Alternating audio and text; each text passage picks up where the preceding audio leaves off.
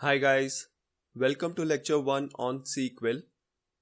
Today we'll start by answering the very obvious question, and that is, what do we mean by SQL? SQL basically stands for Structured Query Language. Okay, so now we know what does it stand for. Now let's understand what do we mean by those words, one word at a time. We'll start by understanding what do we mean by query language first. In order to understand what is query language, let's take the example of a supermarket.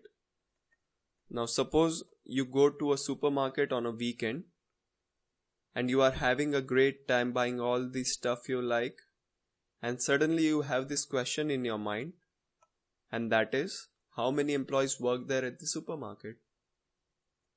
Now you cannot just go around the supermarket counting the number of employees. That is not practical. The better way to do it is to go to the manager of the supermarket and ask the question in English. The manager will go through the list of all the employees working at the supermarket, count the number and give you the reply.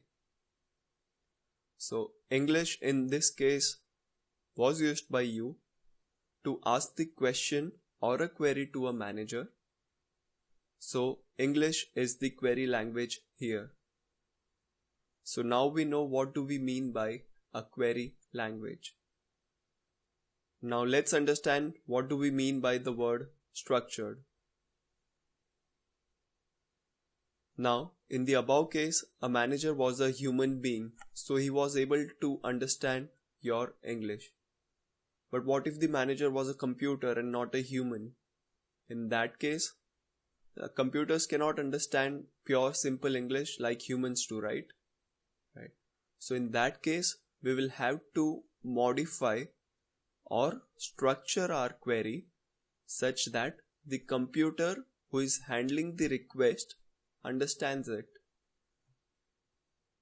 And that basically is SQL. SQL is a language which a computer or a database server which is handling our request understands. Hope those 3 words, structured query language, are very clear to you now. Thank you for seeing this lecture and hope to see you in the next lecture. Bye.